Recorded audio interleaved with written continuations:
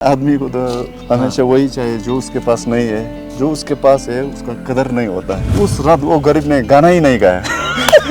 वो पैसा को देख के अब मैं इसका क्या करूं। धन ही सब कुछ नहीं, संतुष्टि भी होना चाहिए। भगवान बुद्ध की तरफ में कोई जबरदस्ती नहीं होना है, कोई तुम्हें बैठना ही पड़ेगा, इसके अलावा तुम्हें कोई रास्ता नहीं, ऐसा नहीं होता है। मेरे माँ के लिए मैं जो भी हो जाऊँ उसके लिए मैं बैठा ही हूँ। जब तक आप मोक्ष प्राप्त नहीं करोगे तब तक आपको वापस इस दुनिया में घूमना पड़ेगा। मोक्ष क्या है? दुख से मुक्त होना, to liberate from the suffering.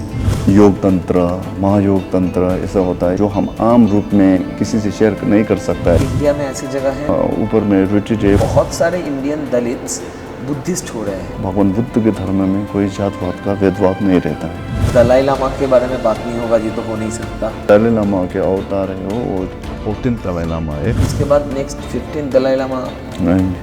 Gautam Buddha को विष्णु का अवतार क्यों बोलते हैं? भगवान बुद्ध के दिए हुए गए बहुत सारे उपदेश तो गीता में भी उल्लेख किया गया है। रिसेंटली एक सीरीज देखा था, पंचायत। देख रहे हो विनोद? हाँ जी, हाँ जी। फेवरेट प्लेयर कौन? Steven Gerrard. हाँ जी। हमारे मोबाइल में पहली बार किसी डायरेक्टर का नंबर से भरा है।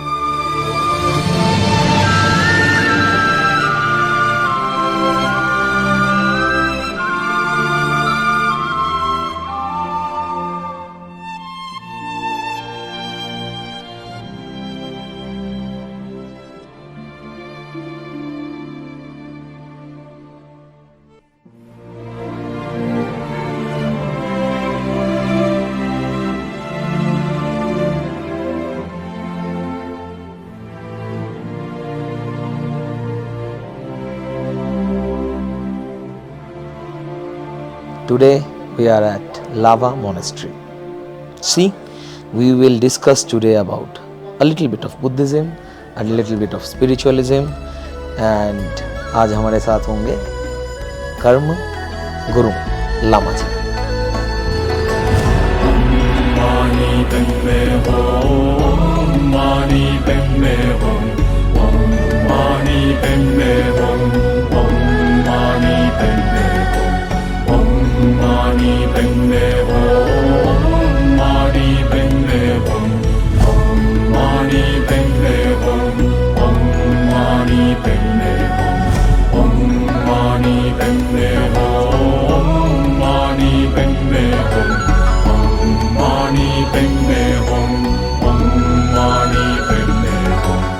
Can we go inside? Yes, sure. ये सबसे पुराना मंदिर है। हाँ, ये हमारा जो लावा मोनास्ट्री है, हाँ। उसमें ये मंदिर सबसे पुराना है। 1972 के जो बुद्धिस्ट लोग थे आसपास के, हाँ जी, उन लोगों ने एक गुम्बा बनाने के डिसीजन लिया। 1987 के आसपास में ये पुराना मंदिर पूरा हो गया। 52 इयर्स ओल्ड है पूरा। हाँ जी। और ये मंदिर रेडी हुआ है 87। 87 में ऑफिशियली इनॉग्रेटेड किया गया था। मंदिर इनॉग्रेशन और आपका बर्थ ईयर दोनों सेम है। हाँ जी, हाँ जी, तो आपके नसीब में लिखा ही था यहाँ आना। शायद ऐसे होगा।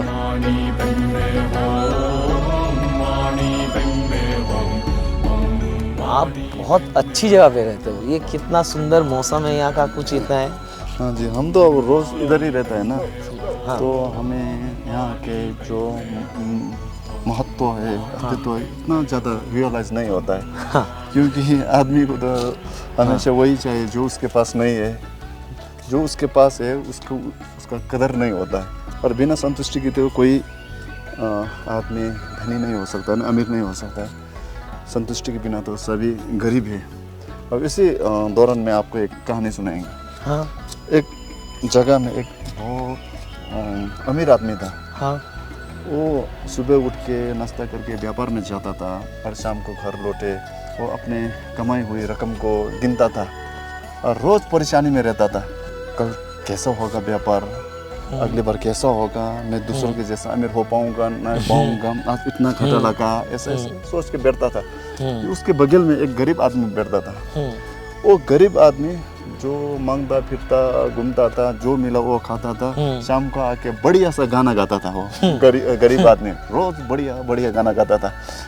तो वो जो अमीर आदमी है ना, वो जो रात को हमेशा वो टेंशन में रहता था वो पैसा को लेके। हाँ। तो वो गरीब आदमी का वो कहानी गीत सुनता था। हाँ, वो गाना सुनता था, तो उसको अच्छा लगता था। कभी कभी वो सोचता था यार ये इतना गरीब है फिर भी इतना मजे से गाना गा रहा है यार। हाँ। और मैं इतना अमीर होने के बाद भी बावजूद भी हमेशा रात को अच्छे नींद सो नहीं पाऊँ क्या यार। तो एक दिन वो अमीर को भी ऐसे तैसे तरह से एक प्रकार के संतोष आ गया यार, बस इतने में संतोष मनना चाहिए यार, मेरे कुछ पैसे से इस गरीब को भी कुछ देना चाहिए। ये बहुत बढ़िया गाना गाया ये, हाँ। हमें बहुत खुश किया ये। तो उस हिसाब से वो अमीर आदमी अपने पैसों से अपना कोष से कुछ रकम निकाले और वो गरीब आदमी के वो बिस्तर पे रख दिया। हाँ। वो गरीब आदमी तो रोज़ मांगने जाता था ना, तो दिन भर मांग के आया और रात को शाम को घर में लौटा। तो वो अमीर आदमी सोचा कि आज ये कौन सा गाना गाएगा, रोज तो इसके पास पैसे ही नहीं थे फिर भी इतना अच्छा गाता था। आज तो पैसा है, कौन सा गाना गाएगा। हाँ। मगर उस रात वो गरीब ने गाना ही नहीं गाया क्योंकि वो गरीब आदमी वो पैसा को देख के अब मैं इसका क्या करूं वो वैसे ही सोच के उसको टेंशन होने लगा, कहीं मेरा पैसा गुम ना हो जाए। ऐसे ऐसे सोच के उसको टेंशन होने लगा। वो उस रात को वो गाना नहीं गा पाया और उस रात को उसे अच्छी नींद नहीं आई। तो इसका मतलब ये हुआ है कि जो जीवन में खुशियाँ चाहते हुए तो धन ही सब कुछ नहीं, आपके पास धन के दौरान आपके पास संतुष्टि भी होना चाहिए। जो चीज़ संतुष्टि असली धन है। हाँ जी। मेरे पास नहीं है सर। हाँ। मुझे ये धन चाहिए। हाँ जी। मुझ में संतुष्टि की कमी है। हाँ, मुझे पता है। और वो चीज़ बाहर से नहीं आएगा, आपको खुद आपके पास क्या है, जो चीज़ है उसको रियलाइज करना बहुत से महत्वपूर्ण है। भगवान बुद्ध की शिक्षा में ये भी एक पाठ है कि भगवान बुद्ध की शिक्षा में हमारे सब प्राणियों में एक तथागत गर्व है। उसका अर्थ ये होता है कि हम सब प्राणी भी अगर मेहनत परिश्रम करें तो भगवान बुद्ध जैसे हो सकता है हम सब लोग। उसमें कोई फर्क नहीं, आप या मनुष्य हो, अमीर हो, गरीब हो, या कुत्ता हो, बिल्ली हो, सब में तथागत गर्व है। हाँ जी। जैसे वो तथागत गर्व ऐसा है कि जैसे इधर पानी लग गए तो इधर एक बाल्टी में पानी रखो या बड़े से ड्रम में पानी रखो, आसमान में सूरज छा गए तो सूरज के प्रतिबिंब हर जगह आता है ना। इसी तरह तथागत गर्व सब प्राणियों में समानता रूप में है। उस क्वालिटी को चिन्हना है और उस आंतरिक ज्ञान को निखार कर बुद्ध होना है। बुद्ध होना का मतलब ऐसा नहीं है कि कुछ अच्छे जगह में टूट जाए, है ना, यहाँ से कुछ अच्छे जगह में जाए बुद्ध हो गए, ऐसा नहीं। बहुत बड़ी बात कह दी आपने, बहुत बड़ी बात कह दी, बहुत बड़ी बात कह दी। चलो चाय पीएंगे। हाँ चाय पीते हैं, चाय पीते हैं। आप काफी मजाकिया हो, आपका सेंस ऑफ ह्यूमर कमाल का है। कभी कभार आप उदास होते हो? होता है, क्यों नहीं होता है। कुछ देर मैंने पहले बोला ना, सेटिस्फैक्शन हर जगह में सेटिस्फैक्शन नहीं होता है ना। कभी कभी जिंदगी में कुछ मोड़ आ जाता है, वो उदास तो नेचुरल है, इसमें कोई परेशानी नहीं, उदास आ जाता है ना। खाली खाली लगता है कभी कभी लगता है, वो आपको इंसान होने का एहसास दिलाता है। यहाँ पे जो बच्चे बड़े हो रहे हैं, जो मॉन्क बनने के लिए तैयार हो रहे हैं, अगर उनका जैसे आप कोई किसी का भी अगर एक दिन मन करे कि मुझे नॉर्मल लाइफ में जाना है, मुझे मॉन्क नहीं बनना है, तो क्या होगा? जा सकता है वो, बस जाने से पहले उसको अगर वो भिक्षु हो तो वो जो भिक्षु का संभार जो है वो चढ़ा के जाए तो बहुत अच्छा रहता है उसके लिए। जो वो कसम लिया था, वो कसम तो अब नॉर्मल लाइफ आके तो वो टूटने ही वाला है। तो उसको उस कसम को वापस देना है। मैं सबके सामने बोल देना है कि सबके सामने नहीं होने से भी होगा, कोई लोग के सामने कि मैं आज से एक नॉर्मल लाइफ को ट्राई करना चाहता हूँ, मैं एक नॉर्मल लाइफ को जीना चाहता हूँ, तरीके से होता है। क्योंकि कोई ज़बरदस्ती नहीं होता है ना। भगवान बुद्ध के धर्म में कोई जबरदस्ती नहीं होना है, कोई तुम्हें बैठना ही पड़ेगा, इसके अलावा तुम्हें कोई रास्ता नहीं, ऐसा नहीं होता है। आप जब भी चाहे आ सकते हो, पढ़ सकते हो, ध्यान कर सकते हो, ये लाइफ जी सकते हो। बहुत सी कठिनाई होता है ना, समटाइम कभी कभी किसी को फैमिली प्रॉब्लम होता है, जैसे माँ बाप बीमार पड़ गए, बूढ़ा पड़ गए, उसका देखने वाला कोई नहीं हो, तो वो गुम्बा में बैठ के तो माँ बाप की सेवा कर नहीं सकते, उसको नॉर्मल लाइफ में जाने ऐसा सर्कमस्टेंसेस भी क्रिएट होता है sometime, so they can live any time. तो जब एक बार चले गए तो उसके बाद वापस आना चाहें तो आ सकते हैं? आ सकते हैं, तो आ सकते हैं। आ सकते हैं, आ सकते हैं। इतना फ्लेक्सिबल है सब, मतलब हाँ जी, जाना हाँ जी, भी आना भी। साफ आचार्य गुण प्रवाह के विनय सूत्र में सब लिखा है। ऐसे भगवान बुद्ध के विनय सूत्र में ये सब चीज़ें अच्छी तरह से क्लियरली मेंशन किया है। पर आते हैं, एक बार जाते हैं तो दरअसल लोग नहीं आते है ना, वो एक बार चले गए तो वो उसी नॉर्मल लाइफ में अड़ के फैमिली, उसका फैमिली हो जाता है, तो वो सबको छोड़ के इधर आ नहीं पाते मोस्टली लोग, मगर कितने लोग आया भी है। और जो लड़कियां भी तो बुद्धिज्म में क्या वो भी जी, उन लोग का ननरी अलग से होता है, वो अलग है। हाँ, मगर जो पढ़ाई वगैरह होता है सब एक ही है। जैसे हमारे यहाँ पढ़ाई प्राचीन नालंदा के पंडितों आचार्य का द्वारा रचित, जैसे आचार्य चंद्रकीर्ति द्वारा रचित मध्यमकावतारा, जैसे आचार्य धर्मकीर्ति द्वारा रचित प्रमाणवर्तिका, आचार्य गुणप्रभा द्वारा रचित विनय सूत्र, इसी तरह आचार्य वसुबंधु द्वारा रचित अभिधर्मकोश, साके पंडित द्वारा रचित प्रमाण युक्ता नीति, ऐसे शास्त्र पढ़ता है इधर। वही शास्त्र वो जो फीमेल लोग का ऐसा होता है, उन लोगों में भी यही पढ़ता है। तो लड़कियां भी अगर बाहर चली जाएं तो वापस आ सकती हैं? हाँ जी, हाँ जी, हाँ। जाती भी हैं लड़कियां भी? हाँ जी, हाँ जी, सभी हाँ जी, हाँ जी, जाते भी हैं, कोई बहुत कम लोग वापस आते हैं। हाँ जी, हाँ जी।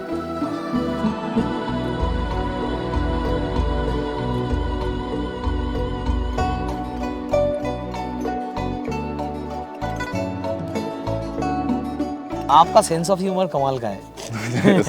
नहीं सच में, आपने जिस तरीके से चलते चलते बोला था ना कि आदमी को तो परख ही नहीं है, जो उसके पास है उसको वो नहीं चाहिए, जो नहीं है वही चाहिए। भगवान बुद्ध उन लोग का बायोग्राफी होता है ना, वही एक टीचिंग है। उसका जीवन का हर क्रिया एक टीचिंग के रूप में लेना चाहिए, ऐसा बोलता है। तो उसका जीवन काल सब एक कहानी जैसा है।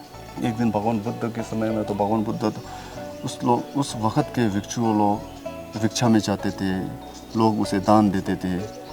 तो जब दान देता है, एक दिन जब भगवान बुद्ध बाहर चले गए तो एक आदमी से उससे मुलाकात हो गई, और वो आदमी भगवान बुद्ध को लेके काफ़ी क्रोधित हो गया, और उसने भगवान बुद्ध को बहुत ढेर सारी गालियाँ दी। भगवान बुद्ध ने उसने बहुत सारे तुच्छ शब्द जो कहना नहीं चाहिए ऐसा शब्द बहुत बोला। तब भगवान बुद्ध ने अंत में यह जवाब दिया कि अगर किसी आदमी आपको कोई एक गिफ्ट दे दो और आपको नहीं चाहिए तो क्या होता है?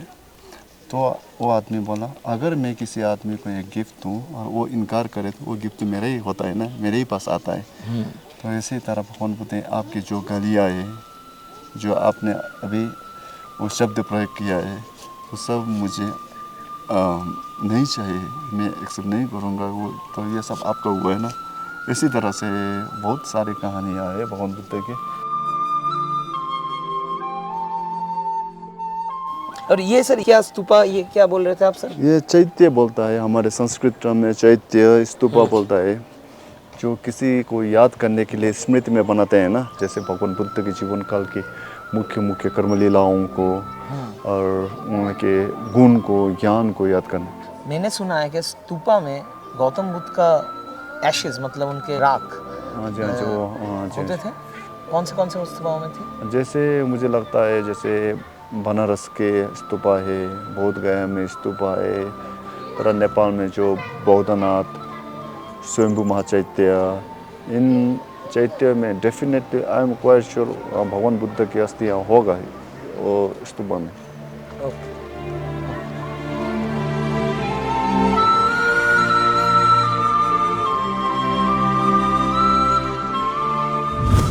मैंने बहुत जगह इंटरव्यू लिया है। मैं सोनम वांगचुक जी के घर में इंटरव्यू लिया था उनका, मैं लेक के सामने आनंद मल्लिकवर का इंटरव्यू लिया था, किरण भाई के साथ तो पूरा दिल्ली घूम लिया, मैं हॉस्पिटल तक पहुंच गया इंटरव्यू लेने के लिए, और कहाँ कहाँ मुझे जाना पड़ेगा मुझे पता नहीं। पर आज मैं जहाँ पे हूँ, मैं दावे के साथ कह सकता हूँ बहुत कम लोगों को इतना नसीब मिलता है कि यहाँ पे बैठ के इंटरव्यू और कुछ बातें करने का। आज मैं एक बुद्धिस्ट टेम्पल में हूँ, लावा मोनेस्ट्री। सर इसको आप लोग क्या कहते हैं? हम तो लाखंग ही कहते हैं, जैसे लाइक लाखंग देव देवी का जैसे श्राइन लिए प्रेयर हॉल। तो हमारे इधर बहुत सारे टेम्पल है, उसके हिसाब से ये थोड़ा नया है according to others temples, others monastery. So हम बेसिकली इधर हम इसको चौराखंग जहाँ हम डिबेट करते हैं। यहाँ पे डिबेट करता है, हाँ जी, प्रेयर हाँ। भी होता है, हाँ डिबेट जी, भी हाँ होता जी। है। किस चीज़ का डिबेट होता है? Specially based on the Buddhist philosophy. तो हमारा फिलोसॉफी है वो अलग अलग बेसिस में है, तो उसके ऊपर हम एक आपस में डिस्कशन करते हैं। तो ये डिबेट में नए नए थॉट्स भी आते हैं? हाँ जी, हाँ जी। हर व्यक्तिगत रूप में हर इंडिविजुअल का अपना अपना लॉजिक होता है, उस हिसाब से नए नए लॉजिक, नए नए रीजंस वो तो उत्पन्न होता है ना अंदर से। तो यहाँ से जो नए नए रीजंस बुद्धिज़्म के निकलते हैं, वो क्या कभी किसी पैथ पे इनकॉर्पोरेट भी होते हैं? हाँ जी, हाँ जी। I can call it a spiritual सांसद। हाँ जी, हाँ जी। वाह, स्पिरिचुअल सांसद, it's a nice word, spiritual सांसद। लामा और भिक्षु में क्या अंतर होता है? जो लामा है is the Tibetan terms, lama, and the bhikshu is the Sanskrit terms. Lama literally means, और हम उसे संस्कृत, हिंदी, नेपाली में ट्रांसलेट किया तो उसका अर्थ होता है गुरु। और गुरु और भिक्षु में अंतर होता है। गुरु वो शब्द एक भारी शब्द है जिसका हम डेफिनेशन कुछ थोड़ी वक्त में तो दे नहीं सकते, मगर जो ज्ञान में भारी हो उसे गुरु कह सकते हैं। और वो व्यक्ति जो आपके आंतरिक अंधकार को उसके ज्ञान के द्वारा नष्ट करे, वो एक गुरु है। और जब बात आए भिक्षु के, भिक्षु जब एक व्यक्ति गुम्बा में आता है और वो शरण गमन के पश्चात अपना अपना संभार लेता है, और वो व्यक्ति मतलब ओथ, काइंड ऑफ ओथ, हाँ जी। और वो व्यक्ति जब 20 साल का हो जाता है तब उसे भिक्षु का संभार लेने का वक्त आता है, तो उस वक्त वो संभार ले तो वो भिक्षु हो जाता है। और भिक्षु को क्या क्या करना होता है?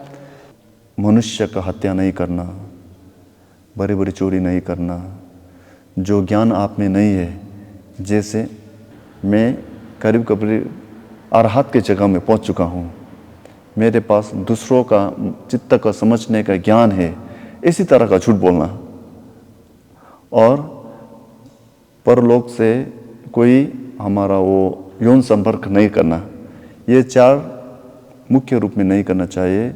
और उसके छोड़कर भी बहुत सी सारे ऐसे डिसिप्लिन है, जैसे शाम को भोजन नहीं करना, जैसे सोना चांदी ऐसा चीज़ नहीं पहनना, आप लोग का जैसा वस्त्र धारण नहीं करना। यहाँ पे जो बच्चे आते हैं, हाँ जी, हाँ जी, वो मॉन्क बनने ही आते हैं? हाँ जी, हाँ जी। तो उनको क्या पढ़ाया जाता है? उनको बेसिक रूप में हमारे स्कूल जैसे ही उसे जनरल नॉलेज के लिए जो लिख सके, पढ़ सके, इंग्लिश बेसिक, ग्रामर बेसिक, वो सब हम सिखाता है। फिलोसॉफी भी आप लोग? हाँ जी, हाँ जी। वो हमारे वो जो प्राइमरी बेसिस है, वो ख़त्म होने के बाद उस लोग अपने मर्ज़ी से इधर फिलोसॉफी हमारा 13 इयर्स का कोर्स होता है, उसे ज्वाइन कर सकता है। और मन चाहे तो वो लोग हमारे नेपाल में भी दूसरा गुम्बा है, हमारा ही गुम्बा है, उधर जाके ritual practice, specially ritual practice कर सकता है वो लोग उधर जाके। आप नेपाल से हैं? हाँ जी, हाँ जी। आप नेपाल के कहाँ से हैं? I am from Manang. तो ये नेपाल और तिब्बत के बॉर्डर में आता है? हाँ जी, हाँ जी। और बहुत पहले ये तिब्बत के अंडर में था? वो तो हम दावे के साथ नहीं कह सकते हैं, मगर ऐसा भी होगा जब एक समय में तिब्बत का राजा जो पावरफुल थे, उस वक़्त नेपाल, इंडिया, भूटान के प्राय जगह उनके अंदर में आया होगा शायद। तो आप आखिरी बार घर कब गए थे? Just few months. आप घर जाते हैं? हाँ जी, हाँ जी। तो आपके घर में सिर्फ आप ही तो लामा है और तो कोई नहीं है, मॉन्क आप ही है? हाँ जी, और हाँ कोई जी, नहीं है? हाँ जी। क्या अंतर हो गया है अभी घर वालों के साथ आपका? बचपन में जैसे आप घुल मिलते थे, रहते थे, फिर तो बहुत दिनों का गैप हो गया घर से, तो अब जब आप घर जाते हैं तो क्या डिफरेंस होता है? किस नहीं, चीज़ कुछ फ़र्क नहीं रहता है। कुछ फर्क नहीं रहता है? नहीं रहता है। आपके मामा जा भी जाओ आपके माँ ही रहते हैं, आपके पापा आप जा भी जाओ आपके पापा ही रहते हैं, आपके भाई आपके उसी तरह से दिखते हैं। जो मेरा फैमिली है, मेरे माँ के लिए मैं जो भी हो जाऊँ उसके लिए मैं बेटा ही हूँ, और मेरे भाई है मैं जो भी बन जाऊँ उसके लिए मैं उसका भाई ही हूँ। जो मैंने महसूस किया है मेरे एक्सपीरियंस के दौरान, मुझे कुछ फ़र्क नहीं आता है। पर एक चीज़ बोलते हैं ना कि आप मॉन्क हो जाने से एक डिटैचमेंट आ जाता है दुनिया से, हाँ जी, हाँ जी। दुनियादारी से हाँ जी, डिटैचमेंट हाँ आ जी, हाँ जी। जाता है, तो उसका कैसा आपने भी आया होगा? हाँ जी, हाँ जी। उन लोग का जो पर्सनल इन्वॉल्वमेंट है लाइफ में, उन लोग का जो बिजनेस होता है, वो कार्य होता है, उसमें हम इन्वॉल्व नहीं होता है। मगर उन लोगों से हमारा जो रिश्ता है, फैमिली का रिश्ता, वो तो हमेशा ही रहता है ना। बुद्धिज्म में हाँ जी, बहुत जन्मों के बारे में बोला जाता है। हाँ जी, हाँ जी। आप भी पुनर्जन्म में यकीन रखते हैं? क्या होता है ये पुनर्जन्म, कैसे हो सकता है? मतलब क्या सोल एक होता है, बॉडी डिफरेंट हो जाता है, क्या होता है? जैसे भगवान बुद्ध के बहुत से शास्त्र में उल्लेख किया है ये पूर्व जन्म और भविष्य के जो हमारे आने वाला जन्म है। जो हमारा एक चित्त होता है, चित्ता मतलब चित्त कॉन्शियसनेस। कॉन्शियसनेस। हाँ जी, वो सदैव तरह कंटिन्यूली चल जाता है। वो और हमारा एक ये जो हमारा बॉडी है उसका संबंध जैसे एक गेस्ट हाउस और गैस का तरह है। जैसे आप एक गेस्ट हाउस में रह रहे हो, आपके वैलिडिटी और उसमें बसने का बैठने का ड्यूरेशन ख़त्म हो तो आप उस गेस्ट हाउस को छोड़ के चले जाते हो। मगर हमारा जो कॉन्शियसनेस है वो हमेशा, जब तक आप बुद्धत्व प्राप्त नहीं करोगे, भगवान बुद्ध जैसा नहीं होगे, तब तक आपको कंटिन्यूली जाना पड़ेगा। सो ये वो चित्त है, उसका हेतु वो चित्त के अलावा कुछ भी नहीं है। मतलब जब तक आप मोक्ष प्राप्त नहीं करोगे हाँ जी। तब तक आपको वापस इस दुनिया में अलग अलग रूप में भी हो, वो एक ही चित्त लेके बार बार आना पड़ेगा। हाँ जी, वो एक चित्त का संतति एक ही है। मगर जब कभी कभी अभी एक पशु के जन्म लेते हो, कभी कभी एक पंछी के जन्म लेते हो, उसमें आपका कॉन्शियसनेस थोड़ा थोड़ा अलग होता है। मगर जो अलय विज्ञान है, संतति एक ही है। जब तक आप निर्वाण मोक्ष बुद्धत्व प्राप्त नहीं करोगे, जब तक आप अरहत नहीं बन जाओगे, आपको इस संसार में, भव संसार में इसी तरह घूमना पड़ेगा। तो ये मोक्ष क्या है? दुख की दुनिया से मोक्ष पाना ही मोक्ष है। जैसे एक पंछी को आप केज में बंद कर देता हो, तो आप वो केज खोल देता हो तो उसको उस केज से मुक्त मिल गया। सो अभी जब हम मोक्ष की बात करते हैं, उसका मीनिंग होता है दुख से मुक्त होना, to liberate from the suffering. So ये आपका जो दुख है वो कोई कारण के बिना नहीं होता है। जो जिस कारण से होता है उसका कारण रोक दिया तो वो कारण नहीं आएगा। समझ गए ना आप? तो इसके दौरान वो मोक्ष का संभव है।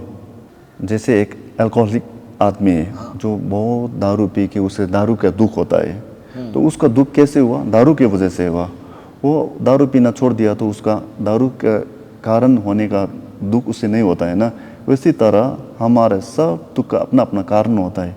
जब हम दुख का कारण समुदय सत्य को नष्ट करता है तो हमारा मोक्ष प्राप्त हो जाता है। पर लामा जी, थोड़ा मजाक से ही बोल रहा हूँ, अब बुरा मत मानिएगा। मैं कुछ लोगों को जानता हूँ, यहाँ पे ही है, मेरे टीम में ही है, जिनको दारू ना मिले तो दुख होता है। हाँ जी, हाँ जी। तो उनका तो दुख का रीज़न अलग हो गया। नहीं नहीं नहीं, और जब दारू ज़्यादा पी लेते हैं ना, थोड़ा थोड़ा पीने से शायद आप गृहस्थी को कुछ नहीं होगा। अगर भगवान बुद्ध के ग्रंथ में भिक्षुओं का दारू जो है ना, वो दारू मदिरापान, एक फूलों में जो एक ड्यू होता है, उसकी तरह भी नहीं पीने का, ऐसा भगवान बुद्ध के ग्रंथों में उल्लेख किया गया है। जो तांत्रिक प्रैक्टिसेस होते हैं ना, हाँ जी, हाँ उसको जी। अंग्रेजी में ऑकल्ट बोलते हैं, हाँ जैसे जी। तंत्र विद्या, हाँ ऐसे जी। बहुत हाँ जी, सारे हाँ जी। हिंदुइज्म में भी है, सारे में भी है। इस्लाम में अलग तरीके से शायद बोला जाता है, पर बुद्धिज्म में भी तो तंत्र है। हाँ जी, हाँ जी। तो क्या होता है ये तंत्र? तंत्र में बहुत किस्म का तंत्र होता है। क्रिया तंत्र, चर्या तंत्र, योग तंत्र, महायोग तंत्र, ऐसा होता है। इसमें बहुत ही सारे इनर प्रैक्टिस होता है जो हम आम रूप में किसी से शेयर नहीं कर सकता है। वो ऐसे कॉमन तरह से नहीं सिखाता है, अलग तरीका के वो प्रैक्टिसेस होता है। सो ये सेक्रेट प्रैक्टिस सब स्टूडेंट के लिए नहीं है, खास का स्टूडेंट जो एक हद तक लेवल पे आ जाए उनके लिए होता है। हाँ जी, हाँ जी। और हम ऐसे भी कर सकते, वो कॉमन रूप में सबके सामने नहीं सिखाता है। तो आपको सीखना हो तो रिट्रीट में जाना पड़ेगा, उसके लिए दूसरा जगह होता है। तो इंडिया में ऐसी जगह है बुद्धिज्म? हाँ जी, हाँ जी। हमारे भी यही भी ऊपर में रिट्रीट है, उधर भी योग प्रैक्टिस करता है। वो लोग 3 साल तक अंदर ही रह कर योग में प्रैक्टिस करता है। आंतरिक स्पेशली गुया मंत्र ऐसे प्रैक्टिस करता है। मैंने सुना है यहाँ पे लोग एक बहुत ही थीन कपड़ा लेके भी ये सब प्रैक्टिस करने के बाद ठंड में रह सकते हैं, उनको ठंड नहीं वो लगता। जनरली इनर प्रैक्टिस होता है, और हम टिबेटन में उससे तुमो बोलता है।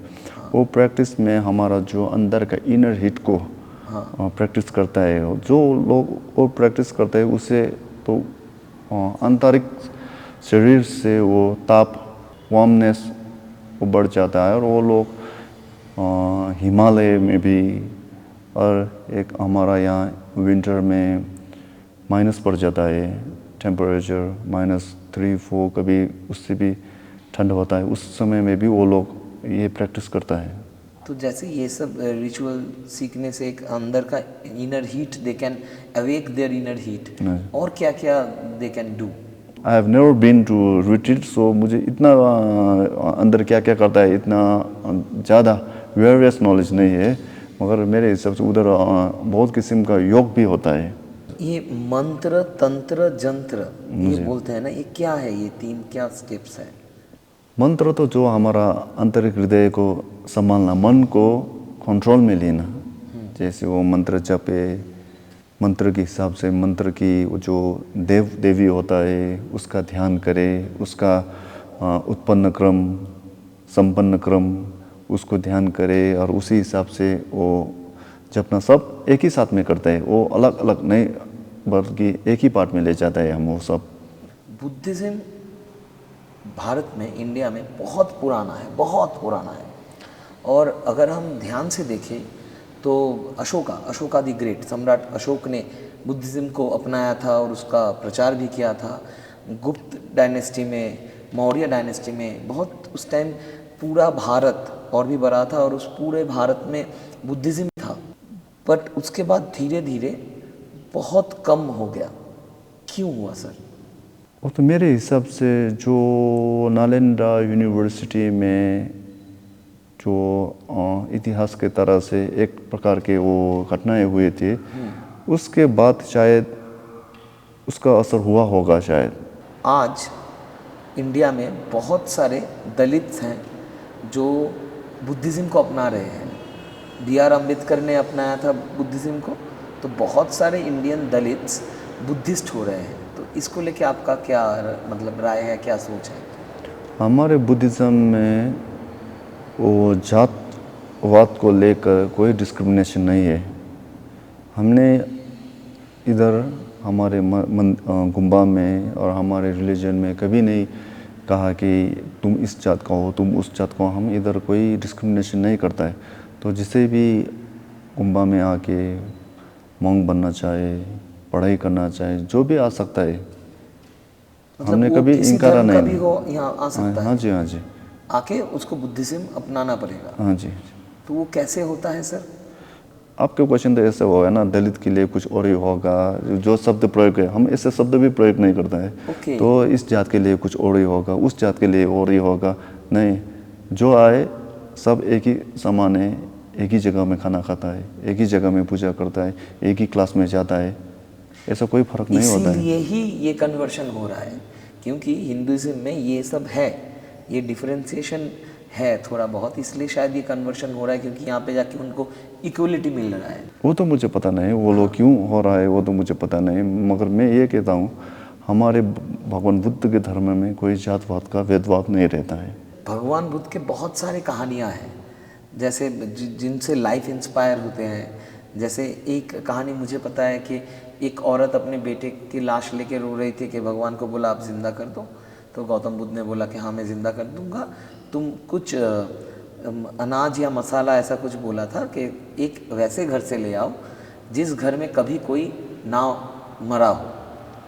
तो वो हर जगह गई पर वो कहीं नहीं मिला। तो उन्होंने बोला कि मृत्यु तो शाश्वत है, मतलब ये तो होना ही है। तो ऐसे आपकी सबसे पसंदीदा कहानी कौन सी है? तो बनारस में सारनाथ में एक बड़ा सा जंगल था। उस जंगल में बहुत सारे मिर्ग रहता था जी। और वो जगह का एक राजा था, और राजा को मिर्ग का जो मांस है ना, मीट बहुत पसंद था। सब लोग राजा को इम्प्रेस करने के लिए रोज़ ढेर सारे मिर्ग का शिकार करता था। तो मिर्ग की ज़िंदगी में हर वक्त एक प्रकार के त्रास रहता था, डर रहता था कि कब राजा के आदमी लोग आएंगे और कब मारेंगे ऐसे। तो इसी तरह उन मिर्गों में एक भगवान बुद्ध का बोधिसत्व का एक मिर्ग रूप में मिर्ग था। वो मिर्ग का राजा था, और वो मिर्ग बोधिसत्व होने के कारण वो आदमी जैसा बात भी कर सकता था। जब उन्हें सब मिर्गों का दुख को बूझा तो उसने राजा के चरण में गए वो मिर्ग, और वो मिर्ग राजा को पूछे आपको मिर्ग का मांस बहुत पसंद है क्या? राजा बोले हाँ मेरा फेवरेट मांस मिर्ग का है। तो बोधिसत्व मिर्ग राजा को बोले आप दिन में कितना मांस खा सकते हो मिर्ग का? तो राजा बोले मैं एक आदमी तो हूँ, मेरे लिए तो दिन में एक मिर्ग भी काफ़ी है। तो वो मिर्ग का राजा बोले राजा को तो कल से आप और आपके कोई भी आदमी शिकार में नहीं आएगा, हम खुद हमारे लोग से एक आपके चरण में आएगा, ऐसे बोले। तो कल से वो जो मिर्ग है वो सब लोग शांति से बैठने लगे। उनको कोई डर नहीं था कि राजा के आर्मी कोई आदमी आएगा उस लोग को मार देगा। जिसका टर्न आता था वो खुशी खुशी जाता था। तो वो जो जाता था वो मिर्ग ये सोचता था कि आज मेरे कुर्बानी की वजह से मेरा सब दोस्त, मेरा परिवार जो सब है वो सब लोग आराम से बैठेगा, उसे कोई भय नहीं होगा, कोई त्रास नहीं होगा, कोई डर नहीं होगा। वो लोग ये प्रकृति का सुंदरता, ये हरी घास, ये मीठी पानी एंजॉय कर सकता है, अपनी फैमिली के साथ बैठ सकता है। इसी दौरान एक दिन एक मिर्ग का टर्न आया। तो उसका टर्न था मगर वो बहुत रो रहा था। जब मिर्ग का राजा ने ये नोटिस किया कि वो मिर्ग तो बहुत रो रहा है, तो वो मिर्ग का राजा उस मिर्ग माँ के पास पहुँचे और पूछा सब लोग तो जाते वक्त हंसी खुशी करके कुर्बानी देने जाते हैं, तुम क्यों रो रहे हो?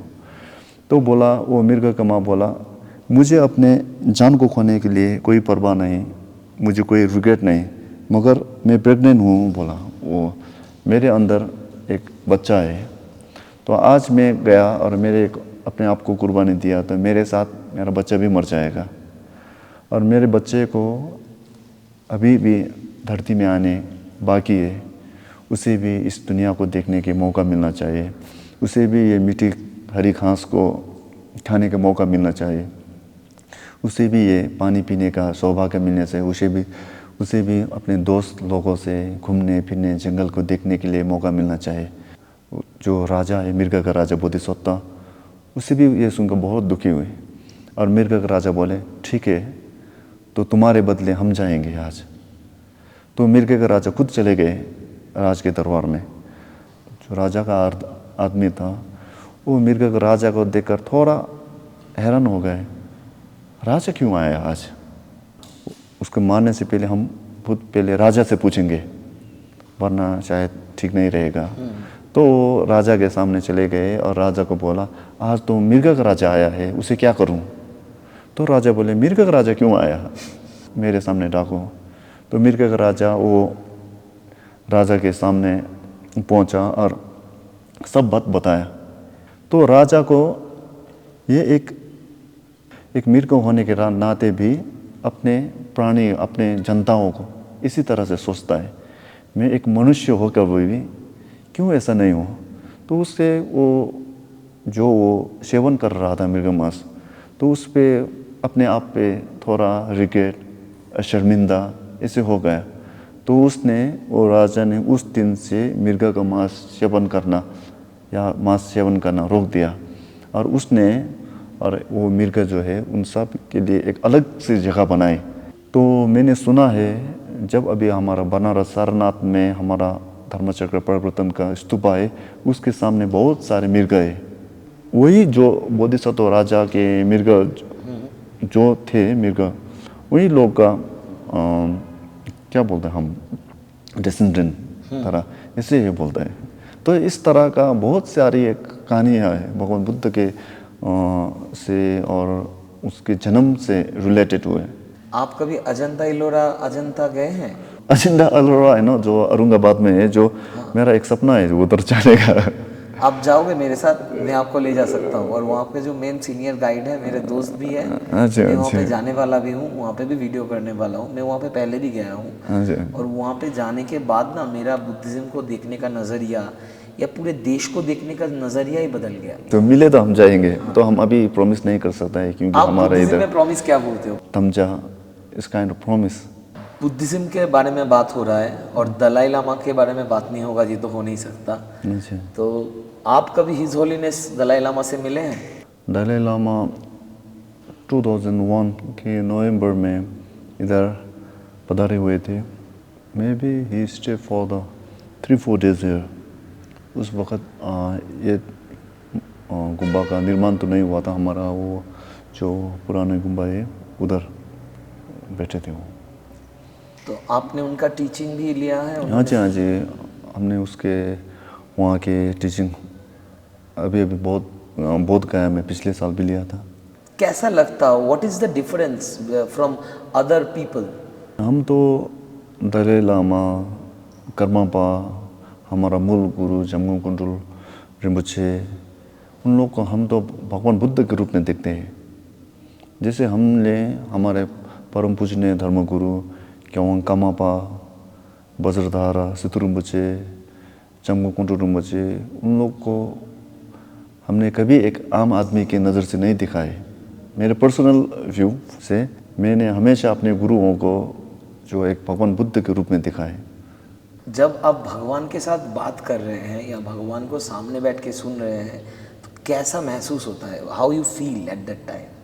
जैसे हमारा वो जो अटैचमेंट होता है, रीछ, राग, मोह, वो सब कुछ समय के लिए रुक जाता है। जैसे आपका मनपसंद एक जगह में पहुंचते हो तो आपका सब कुछ भूल जाते हो ना आप। इसी तरह से हम जब हमारे परम पूजनीय धर्मगुरु ग्योंग कामापा सिद्धू रिम्पोछे के चरण में पहुंचता है तो हमें ऐसे महसूस होता है। आपने जैसे बोला ना, मैं अभी बता रहा हूँ, ये जगह मेरे लिए उतना खास एक जगह है। हाँ जी। जब यहाँ पे मैं आता हूँ मैं बहुत खुश होता हूँ। मैं पहले भी यहाँ पे 2 बार आ चुका हूँ, तो मैं समझ सकता हूँ आप क्या कहना चाहते हैं।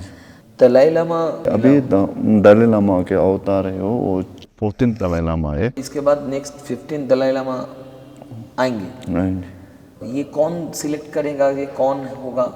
हमारे बहुत सारे धर्म गुरु होता है जो परिनिर्वाण के पहले ही सब कुछ लेख के परिनिर्वाण होता है। जैसे कामापा, ग्योंग कामापा जो है हमारा मूल गुरु, हमारे परंपरा के मूल गुरु, जिसे हम भगवान बुद्ध के रूप, भगवान बुद्ध ही मानते हैं हमें उसे भी। और जैसे वो परिनिर्वाण होने के पहले ही वो सब कुछ लिख के चाहता है कि मेरा अगला जन्म इस स्थान में होगा, मेरा माँ का नाम ये होगा, मेरा बाप का पिताजी का नाम ये होगा, मेरे घर में इतने लोग होंगे, मेरे घर के जो मेन डोर है इस दिशा में होंगे, और जो गांव है उसमें इस तरह का नदियाँ होंगे, इस तरह के हिमालय होंगे, वो सब लेके अपने एक खास शिष्य को दे देता है। तो अभी वो ये ढूंढना चालू करते हैं हाँ जी, हाँ जी, और ये जनरेशन आफ्टर जनरेशन ये सर्च चलता है जब हाँ तक जी, हाँ वो जी। नहीं मिलते। हाँ जी, हाँ जी।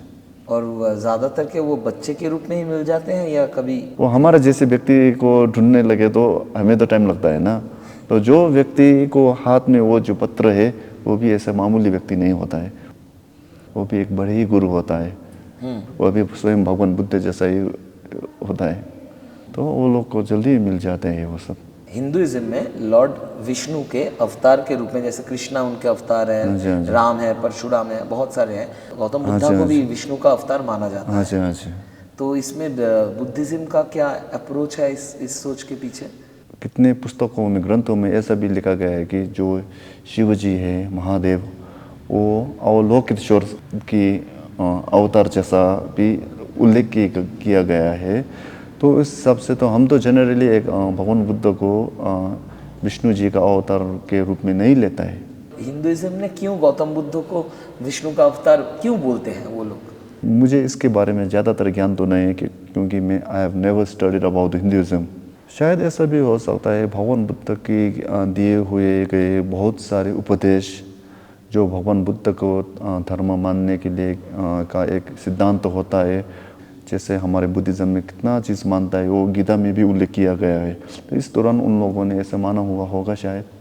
ये मेरा खास जगह है तो चलते हैं। हाँ जी, हाँ जी। ठीक है, okay, after you. Subscribe to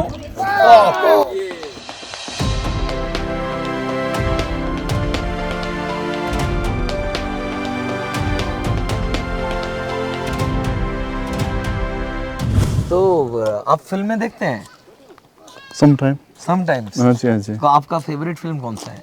ऐसा फेवरेट बोल के कोई फिल्म नहीं है। फिर भी कौन सा अच्छा लगा होगा? रिसेंटली एक सीरीज देखा था, हाँ, वो पंचायत। पंचायत, हाँ हाँ जी, पंचायत, हाँ जी, हाँ जी। हाँ अच्छा लगा ना? हाँ जी, हाँ जी, देख अच्छा है। रहे हो विनोद? हाँ जी, हाँ जी, हाँ जी। हाँ, पंचायत, पंचायत सच में कमाल है और पूरा रूरल इंडिया दिखाया हाँ है। जी, हाँ जी। मुझे Very ऐसे nice. पसंद आता है, जो यही है ना हमारा इंडिया तो। हाँ यही है, हाँ जी। That is our India.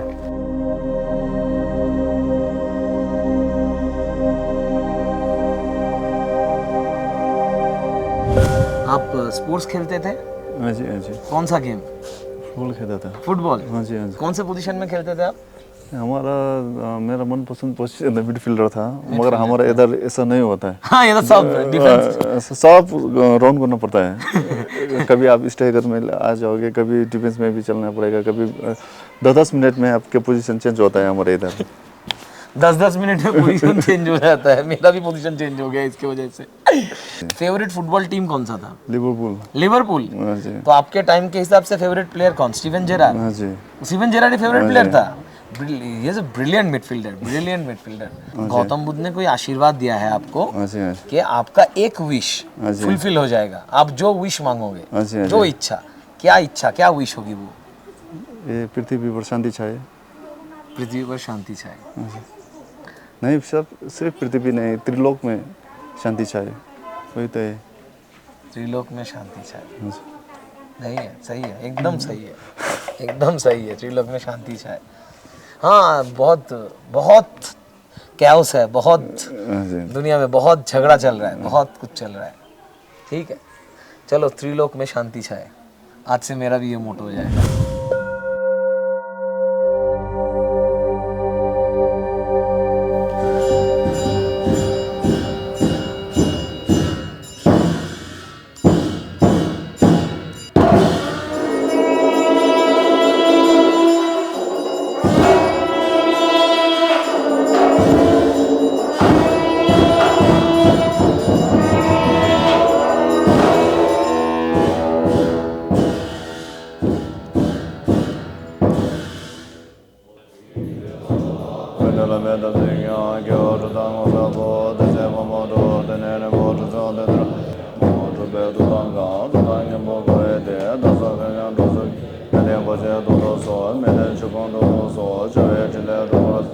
제메젤레로에 살란돌라가와남 가로수게 속아서 자네데베 다시쇼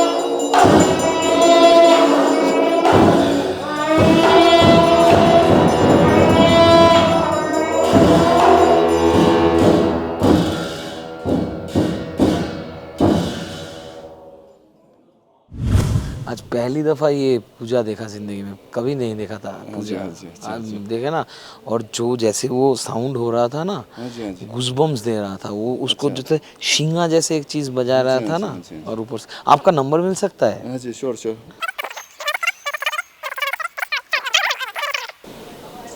आ जाएगा। पहली बार कोई डायरेक्टर मुझे फोन कर रहा है। हाँ जी हम आपके नाम ये सेव पावेल। करेंगे। हाँ जी पावेल करूँ। हमारे मोबाइल में पहली बार किसी डायरेक्टर का नंबर सेव हो रहा है।